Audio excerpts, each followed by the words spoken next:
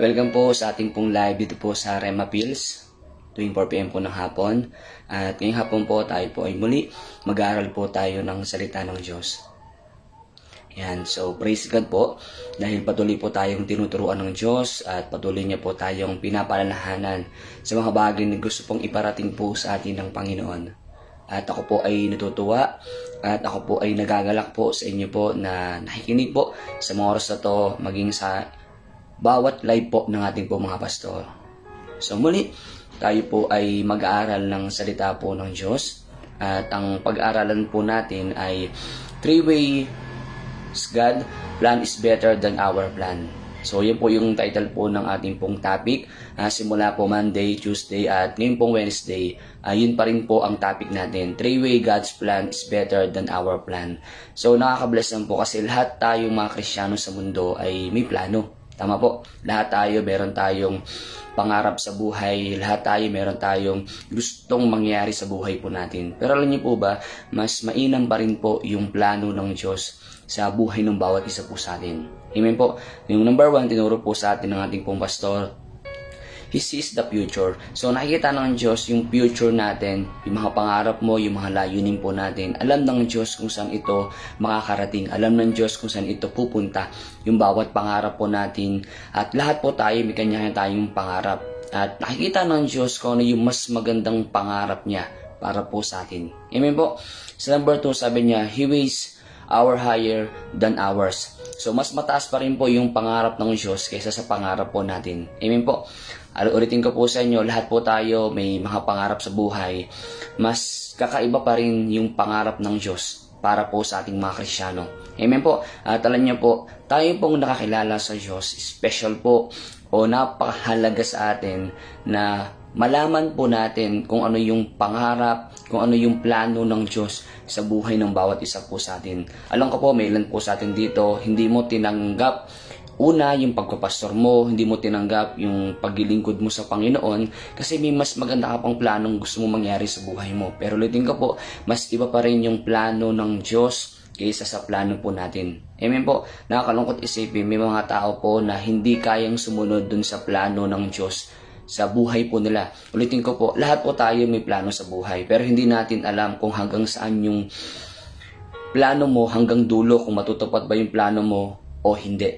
At alam niyo po sa buhay po natin, mas matutupad yung plano ng Diyos sa buhay po natin kung susundin po natin yung pinagagawa po sa atin ng Diyos. Amen po. Dito po ako sa number 3. Number 3 sabi niya, we plan, He directs. Ulitin ko po sa 1, sabi niya, nakikita ng Diyos yung future mo kapag ang Diyos po ang nagbibigay po ng plano sa buhay po natin. Amen. So sabi niya, mas mataas yung pangarap, yung plano ng Diyos kaysa sa plano po natin. Amen po. At nasabi sa number 3, we plan, He directs. Ang plano po ng Diyos ay matutupad at gusto ng Diyos mangyari, magkaroon ng kaganapan sa buhay po natin. Amen.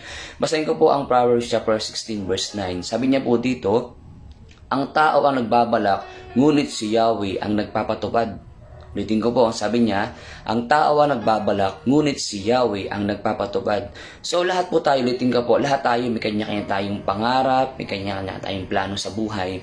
Pero ang sabi po ng Biblia, sabi po ng Diyos, si Yahweh pa rin po ang makapatupad ng plano para po sa atin. May mga tao nagpaplano, pero sa dulo, kapahamakan ng dulot ng kanilang plano sa buhay. Nakuha niyo po. At alam niyo po, ang plano po ng Diyos ay matupad yung pangarap niya para sa atin. At ang plano naman po ng kaaway, matupad yung plano niya para sirain, wasakin ang buhay po nating mga Kristiyano. Kaya nga po mga kapatid, huwag na huwag tayong lalayo dun sa plano, dun sa pangarap ng Diyos sa buhay po natin. Amen po. Kasi alam niyo po mga kapatid, ang pangarap ng Diyos sa atin ay maayos. Ang plano ng Diyos sa atin ay mabuti. Ayaw ng Diyos na mapahama ka. Ayaw ng Diyos na nagdurusa ka dahilan sa plano mo na sinunod mo, hindi yung plano ng Diyos. Sinasabi po sa atin ni Pastor Bo, hindi ka naman tatanggalan ng Diyos ang plano eh. Gusto ng Diyos nagpaplano tayo sa buhay. Pero syempre, sa plano mo dapat kasama ang Diyos sa pinaplano mo sa buhay. Amen po. Hindi mawawala si Jesus, hindi mawawala ang Diyos na tuparin yung pangarap niya para sa iyo. Amen po mga kapatid. Kaya nga sabi po ng Biblia po sa atin, ang tao ang nagbabalak, ngunit si Yahweh ang nagpapatupad. Ang tanong, alam po ba natin yung plano ng Diyos sa buhay natin? Alam po ba ng natin kung ano yung pangarap ng Diyos para po sa atin.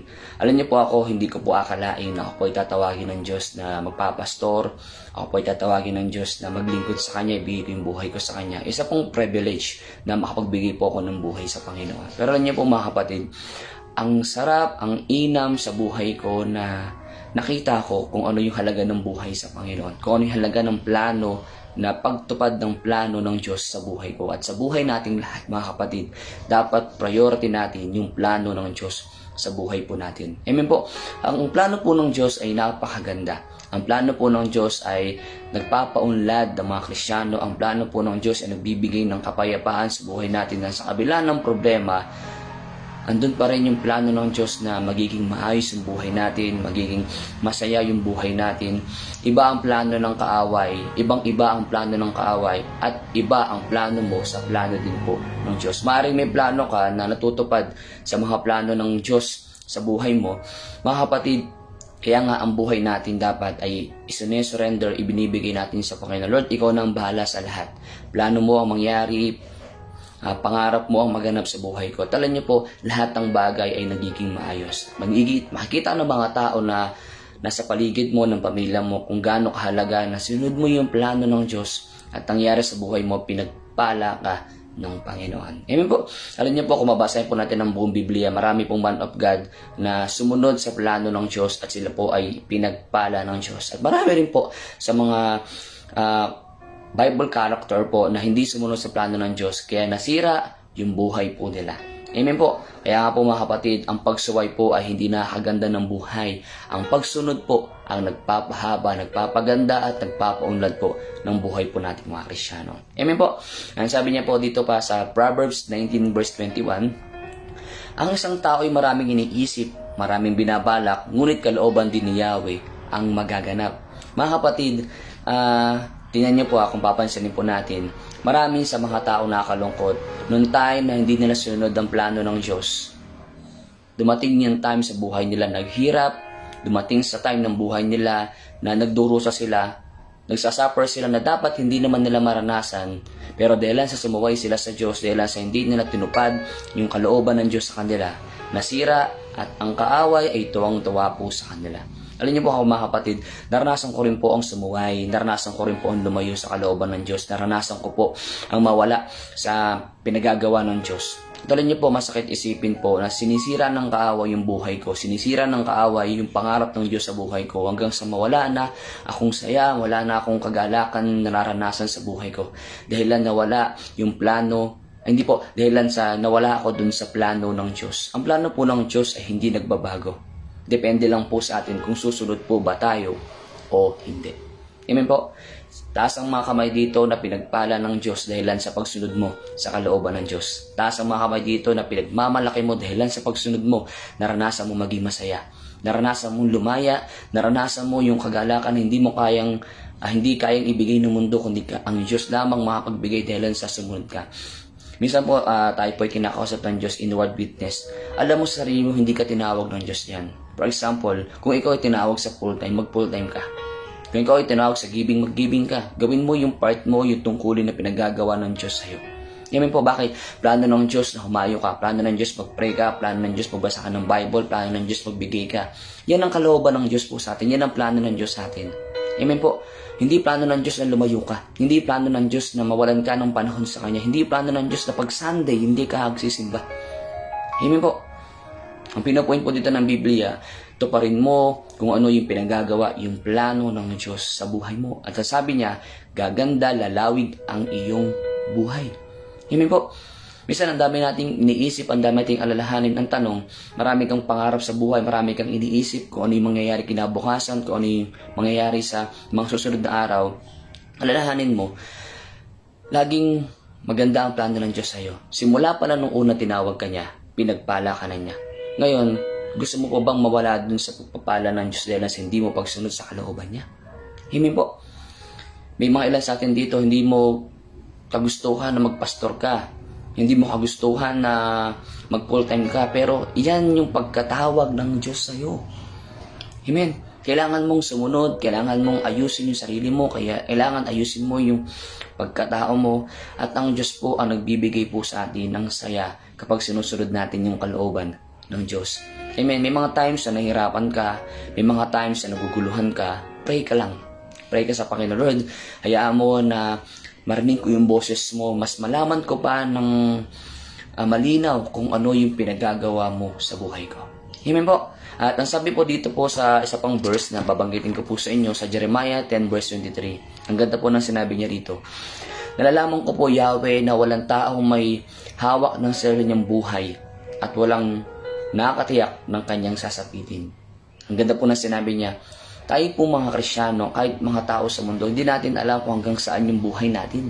Hindi natin alam kung hanggang saan yung buhay natin sa mundong ito, kung hanggang saan yung hininga natin, kung hanggang saan yung lakas natin, kung hanggang saan yung buhay natin dito sa mundo. Kaya nga, hanggat may pagkakataon na binibigay ang Diyos sa atin, hanggat may buhay na binibigay ang Diyos sa atin, maglingkod po tayo sa Panginoon. Kapatid, sayang yung buhay mo kung hindi mo pinapagamit sa Diyos. Mahawalan ng buhay, mahawalan ka ng saya, mahawalan ka ng peace of mind hanggat hindi mo isinusuko yung buhay mo sa Panginoon. Kung lumayo ka, balik ka kaagad sa Panginoon. Hindi ka naman itataboy ng Diyos eh. Gusto ng Diyos na pa rin yung plano niya para sa'yo. Yung plano niya na maganda yung buhay niya. Alam niyo po, di ba may mga magulang po tayo. Kapag yung magulang mo, masaya, nakita niya na natutupad yung pangarap mo, yung gusto mo sa buhay, masaya yung magulang mo eh. Amen po. Alam niyo po, ang Diyos mas masaya kapag natutupad niya yung pangarap niya, yung plano niya para po sa atin. Ulitin ko po, ang buhay natin sa mundo ay napakaigsi na lang. Alam niyo po, nung nabubuhay sa mundo, kung babasahin po natin ng Bible, si Matusalem, halos umabot siya ng 969 years old. Pero ngayon ang tao nabubuhay 120 years old pababa na lang kasi dahil sa pagkakasala ng tao. Kaya nga hanggang tayo po ay may buhay, may hininga tayo, magkaroon tayo ng pagkakataon pa makapaglingkod sa Diyos. Huwag mong sanang hintayin, kapatid, na maging huli ang lahat bago mo masabing, Lord, maglilingkod ako sa iyo. Ngayon pa lang mga kapatid, hindi natin sigurado yung buhay natin kung hanggang saan aabutin yung buhay po natin ito. Kaya mga kapatid, lagi nating alalahanin si Jesus, lagi natin sundan yung mga pangako ng Diyos, yung mga plano ng Diyos sa buhay po natin. Alam niyo po, ayaw ng Diyos papahama ka. Kaya nga po si Jesus Christ, nagawa niyang ibigay yung kanyang buhay para sa atin, para yung plano ng Diyos ay matupad, mangyari sa buhay po natin, magkaroon tayo ng buhay na ganap at buhay na kasiya-siya. Ayaw ng Diyos mapahama ka. Ayaw ng Diyos mahirapan ka. Ayaw ng Diyos magdurusa ka. Ayaw ng Diyos na nasasaktan ka. Dahilan sa mga maling desisyon, maling plano sa buhay, ayaw ng Diyos. Gusto ng Diyos ituwid ka, ituwid tayo sa landasin ng buhay. Kaya nga pinapapili tayo ng Diyos eh. Saan mo gustong lakaran? Sa masikip o sa makipot na pintuan? Sa masikip o sa maluwag na pintuan? Pumasok ka dun sa makipot. Marami kang pagdadaanan pero ang dulo nun ay buhay na walang hanggan. Kung sa maluwag ka dadaan, yes, maraming kang magagawa na hindi will ng Diyos, pero ang dulo nun ay kapahamakan. Mga kapatid, kung nakikinig ka man ngayon, ang buhay mo ay mahalaga sa Diyos. Huwag mong sayangin. Huwag mong sayangin. Ibigay mo sa Panginoon. Paglingkod ka sa Diyos. Lagi sinasabi ni Pastor Boy, ito yung bagay na hindi ko ipagpapalit. Ano yun? Yung paglilingkod sa Panginoon. Mga kapatid, hindi ka pinagpalit ng Diyos sa gutom. Hindi ka pinagpalit ng Diyos sa kahirapan, sa yaman ng mundo. Diba? Nang tayo tinukso si Jesus Christ, hindi ka niya pinagpalit. Kahit masaktan siya. Kasi gusto niya mangyari yung plano niya para sa'yo. Magkaroon ka ng buhay. Buhay na ganap. Buhay na masaya. Amen po. At alam ko po, lahat po tayo ay nakaranas ng pagmamahal ng Diyos. Nakaranas sa rin iba po sa atin siguro na nawala sa Panginoon. Ang hirap, napakahirap lumayo. Kaya mga kapatid, huwag na magkalalayo sa plano ng Diyos. Mangyari ang kalooban ng Diyos. Alam niyo po ba si Jesus Christ, bago siya pahirapan, Panginoon, hindi ang kagustuhan ko yung mangyari, kundi yung kagustuhan mo. Gusto ng Diyos na isacrifice siya yung buhay niya para maligtas ka. Ikaw ang tanong sa'yo, ano yung kaya mong isacrifice para matupad yung plano ng Diyos sa buhay mo? Amen? Ano yung kailangan mong isacrifice para matupad yung plano ng Diyos sa buhay mo? Amen po. Si Abraham, sacrifice niya sa Isaac. Matupad lang ang plano ng Diyos. Mga kapatid, may kailangan kang isacrifice para mangyari din ang plano ng Diyos sa buhay mo. Amen po. Di man ganun kadali, pero makikita mo yung kagandahan na mas mainam pa rin na mangyari ang plano ng Diyos. Ako po, blessed ako kasi nangyari yung plano ng Diyos sa buhay ko. At salamat po sa mga tao na nagsalita, nagsabi sa akin, nag-encourage, na-solve ako, na ito pala yung plano ng Diyos sa akin. Maganda, maayos, masasabi kong proud ako dahil nakilala ko si Lord. Proud ako dahil ang Diyos ang nagplano para sa akin. Isang privilege na yung plano ng Diyos ay mangyari sa buhay ko. Kaya mga kapatid, may pagmalaki mo one day na yung plano ng Diyos ay nangyari sa buhay mo. Dahilan sa ito ay tinupad mo. Amen po. Yun po gusto kong maibahagi po sa inyo. Nawa po ay may natutunan, may nakuha po tayo sa napag-aralan po natin sa hapong ito. Maraming pong salamat sa pakikinig ninyo. Maraming salamat po sa inyong lahat. Panginoon, salamat po sa oras na to. Mangyari ang kalooban mo at hindi ang kalooban namin. Kaya mo, Diyos, na yung plano namin ay kasama ka doon. Kung naman yung pinaplano namin, lagi kang nandun. Kaya mo, Panginoon, na kung naman yung plano mo sa buhay ng bawat sa puso amin, mangyari to at magkaroon ng kaganapan sa buhay namin. Kaya Lord, nagpapasalamat po kami dahil napakabuti mo. Bagamat kami po ay may pagkukulang, may pagkakasala sa iyo, hindi pa rin nawawala yung plano mo sa buhay namin. Kaya Panginoon, hayaan mo na mapagsikapan po namin matupad kung ano yung plano mo sa buhay po namin. Sabagat ang sabi mo nga, ikaw lamang nakahalam ng panukalang inihanda mo para sa kabubuti namin, para dulutan kami ng pag-asa sa hinaharap. Panginoon, salamat po. Pagpalain mo ba sa puso amin, pagpalain mo kami. Pinupuri ka namin, dinadakina sa pangalan ng Jesus. Amen. So yun po, marami pong salamat po sa inyo pong panonood, pakikinig. Everyday po ang live po natin, 4 PM po ng hapon, tuloy-tuloy lang po tayo. And makinig lang po tayo sa mga live ng mga pastor po natin. At tayo po ay maraming natutunan sa bawat pinag-aaralan po natin. Marami pong salamat po sa inyong lahat and God bless po.